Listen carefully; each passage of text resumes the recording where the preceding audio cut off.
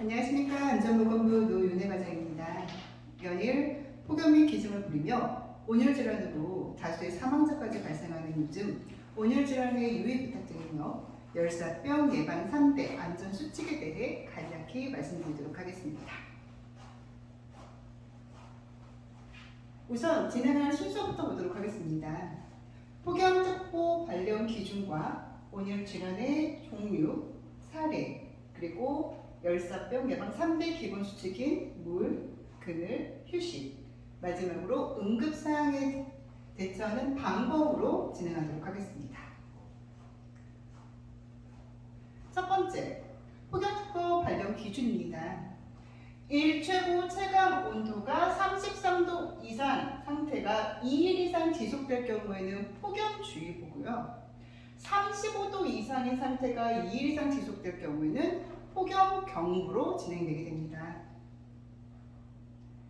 온열 질환이란 열로 인해 발생하는 질환으로 고온에 장시간 노출되어서 체온이 상승될 경우 체온 조절하는 과정에서 다량의 수분과 염분이 손실돼 발생되는 일련의 건강 장애를 의미합니다. 그러면 온열 질환의 종류를 보도록 하겠습니다. 첫 번째, 열사병. 고온 환경에 노출될 때 신체 열 발산 문제로 발생하는 40도 이상의 고체온 상태의 질환이에요. 저희 39도만 넘어가도 입원을 해야 된다고 할 정도로 심각한 사항이라고 생각해 주시면 됩니다. 그리고 일사병. 고온에 장시간 노출되어 땀을 많이 흘린 후 염분과 수분 보충이 부족할 때 순환기 계통의 이상이 발생하는 질환으로 탈진 상태가 된다고 해서 열탈진이라고도 합니다.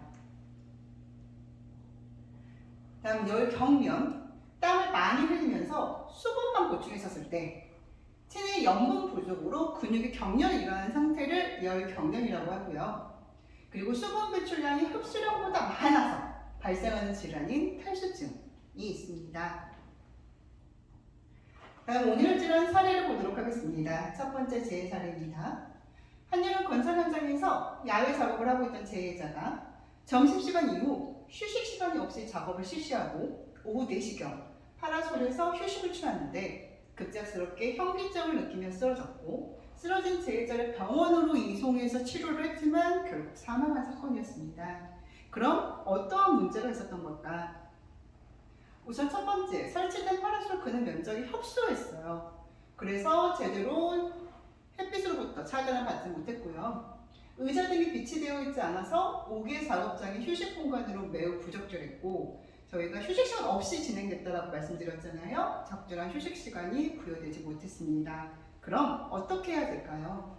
우선 충분한 그늘 면적을 가진 그늘 텐트를 설치를 해주셔야 되고 의자나 돗자리, 시원한 물 등 비품을 충분히 비치를 해서 휴식 시간에 근로자가 햇빛에 노출되는 일이 없게끔 그래서 편안하게 쉴 수 있게끔 조치를 해주셔야 되고요. 두 번째로는 적절한 휴식 시간을 부여를 해주셔야 됩니다. 폭염주의보 때는 4시간 10분, 폭염경보 때는 4시간 15분 꼭 준수해서 진행을 해주시고요. 그리고 무더운 시간 2시부터 5시까지는 5개 작업을 단축하거나 또는 중지해 주셔야 됩니다. 두 번째 사례 보도록 하겠습니다. 자, 두 번째는 풀베기 작업을 했었고 오전 5시부터 실시를 했어요. 40분 풀베기를 하고 그 자리에서 20분 휴식하는 식으로 4시간 정도를 실시하고 오전 9시경에 휴식 겸 식사를 하게 되었는데 식사를 하고 난 다음에 작업 재개를 하고 1시간 정도가 지났을 때 재해자가 몸부림을 치고 소리를 지르며 쓰러졌습니다. 즉각 병원으로 갔는데 결국 이송 중에 사망을 한 사건이었습니다. 그럼 이거는 또 어떠한 문제가 있었을까요? 자, 앞서 설명을 받다시피 그 자리에서 40분 하고 20분 쉬었다고 했잖아요. 적절한 휴식 장소 제공이 미흡했습니다. 그럼 어떻게 해야 되는데? 5개 장소에서 작업을 하는 경우에서는 작업 장소와 인접한 곳에 햇빛을 완전히 차단할 수 있는 그늘진 휴식 장소를 제공을 해야 합니다. 그리고 휴식 장소에는 시원한 물, 의자, 돗자리 등 휴식을 취할 수 있는 적절한 비품들이 비치되어 있어야 합니다.